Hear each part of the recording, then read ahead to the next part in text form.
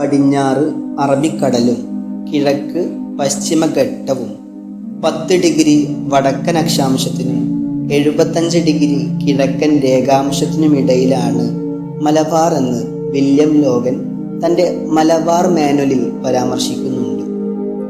ഇപ്പോഴത്തെ കേരളത്തിലെ കാസർഗോഡ് വരെ മാത്രമല്ല, കർണാടകയിലെ മംഗലാപുരം അടക്കമുള്ള പ്രദേശങ്ങളും മലബാറിൽ പെട്ടതായിരുന്നുവെന്ന് താജുൽ ഉലമ ഉള്ളാൾ തങ്ങൾ പറയാറുണ്ടായിരുന്നു. മലബാർ മുസ്ലിങ്ങൾ 7 മുതൽ 15-ാം നൂറ്റാണ്ട് വരെ. നബി സല്ലല്ലാഹു അലൈഹി വസല്ലമയുടെ കാലത്ത് തന്നെ കേരളത്തിൽ ഇസ്ലാം എത്തിയിട്ടുണ്ട് എന്നതാണ് പ്രമുഖരായ ചരിത്രകാരന്മാരുടെ എല്ലാം അഭിപ്രായം. ഹെർമൻ ഗുണ്ടേട്ട് തൻ്റെ കേരള പഴമ എന്ന കൃതിയിൽ 7-ാം നൂറ്റാണ്ട് മുതൽ 15-ാം നൂറ്റാണ്ടിലെ മഖ്ദൂമുമാരുടെ കാലം വരെയുള്ള മലബാർ ചരിത്രം പരാമർശിക്കുന്നുണ്ട്.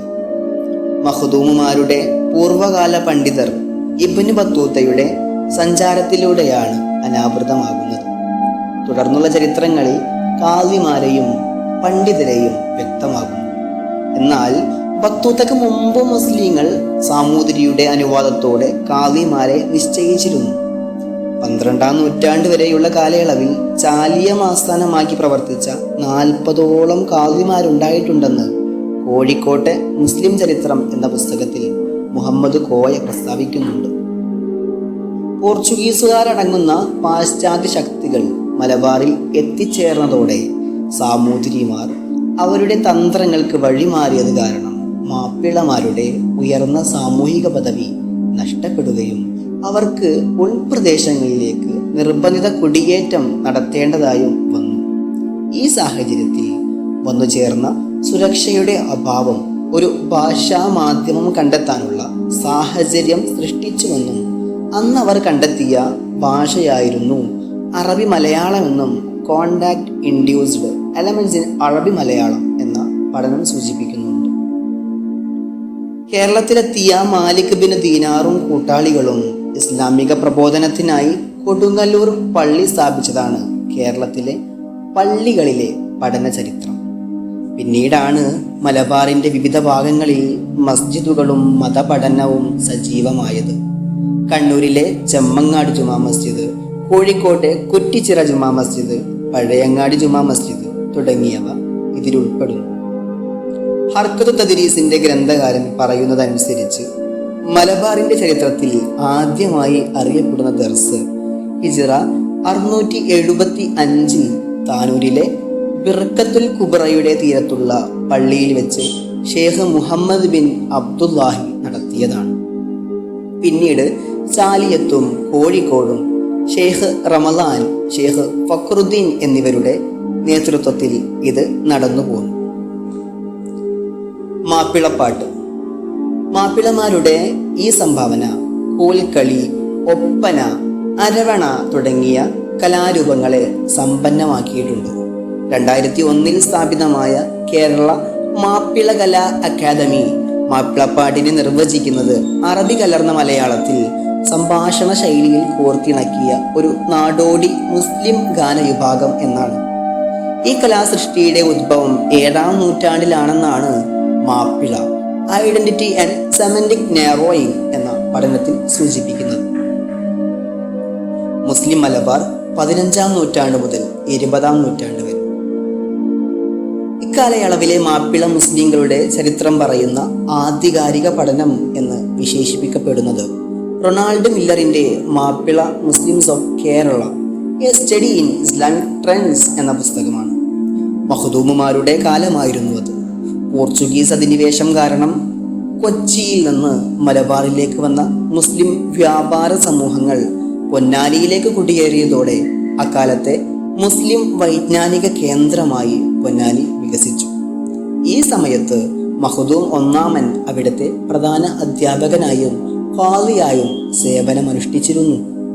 മസ്ജിദുൽ കുബാറയിൽ നടന്ന അദ്ദേഹത്തിന്റെ ദർസ് പ്രശസ്തമാവുകയും ഇന്ത്യക്കകത്തു നിന്നും പുറത്തുനിന്നും ഒട്ടനേകം വിദ്യാർത്ഥികൾ അവിടേക്ക് ഒഴുകിയെത്തുകയും ചെയ്തു. അങ്ങനെ പൊന്നാനിക്ക് മലബാറിന്റെ മക്ക എന്ന ഖ്യാതി ലഭിച്ചു. മൗലിദുകളും അധിനിവേശ സാഹിത്യവും. ഇസ്ലാമിക ആത്മീയ ആചാരങ്ങളുടെ ഭാഗമായി രൂപപ്പെട്ട മൗലിദുകൾ മലബാറിലും അതിൻ്റെ ആദ്യ ദശയിൽ തന്നെ എത്തിയിട്ടുണ്ട്. ഉള്ളടക്കത്തിന്റെ വ്യത്യസ്തതക്കനുസരിച്ച് സബീന എന്നും സഫീന എന്നും ഇവയെ വിളിക്കാറുണ്ട്. മഖ്ദൂമിന്റെ തഹ്രീറു അഹ്ലിൽ ഈമാൻ അല ജിഹാദി അബ്ദുൽ സുൽത്താൻ എന്ന രചന ഇന്ത്യയിലെ തന്നെ ആദ്യ സമരകൃതിയാണ്. ഇത്തരത്തിൽ വിവിധങ്ങളായ സമരകൃതികൾ പിന്നീട് ആവിർഭവിക്കുകയുണ്ടായി.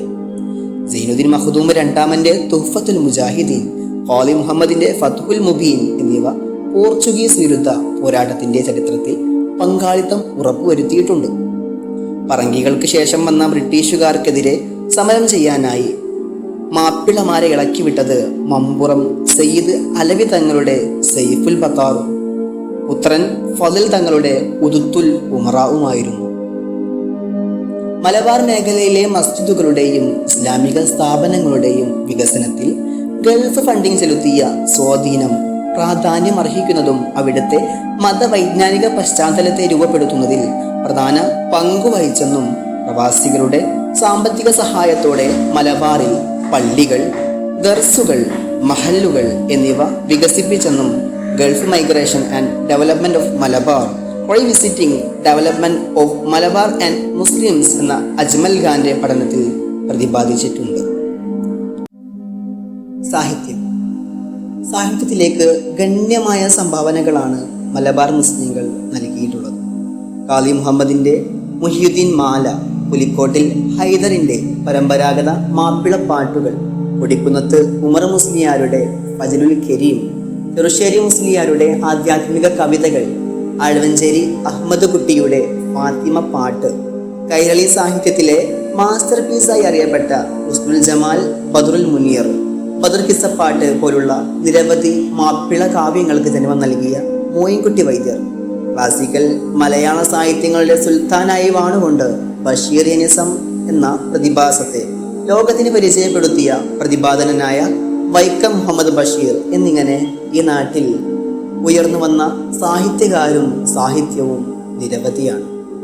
ഇത്തരത്തിൽ കുഴപ്പങ്ങളില്ലാതെ സഞ്ചരിച്ചു പോന്ന മുസ്ലിങ്ങൾക്ക് ഒരു പ്രതിസന്ധി വരുന്നത് 1921 മലബാർ കലാപത്തിന് ശേഷമായിരുന്നുവെന്നും പിന്നീട് അങ്ങോട്ട് കേരള മുസ്ലിം നവോത്ഥാന നായകരായി സ്വയം പരിചയപ്പെടുത്തിയ വഹാബികളെയും അവരുടെ പ്രസ്ഥാനത്തിന്റെ തെറ്റായ ആശയങ്ങളെയും ചെറുക്കാനായിരുന്നു സമസ്ത കേരള ജംഇയ്യത്തുൽ ഉലമ നിലവിൽ വന്നതെന്നും ബോധവൽക്കരണം, സംവാദം തുടങ്ങിയ മാർഗങ്ങളിലൂടെ ഒരു പരിധിവരെ പ്രസ്ഥാനം അതിൻ്റെ ഉദ്ദേശ ലക്ഷ്യത്തിൽ വിജയിച്ചെന്നും നൂറുദ്ദീൻ പട്ടശ്ശേരിയുടെ Samastha Kerala Jamiyyathul Ulama defining Islamic discourses in Kerala through Ulama activism എന്ന പ്രബന്ധത്തിൽ പരാമർശിക്കുന്നുണ്ട്.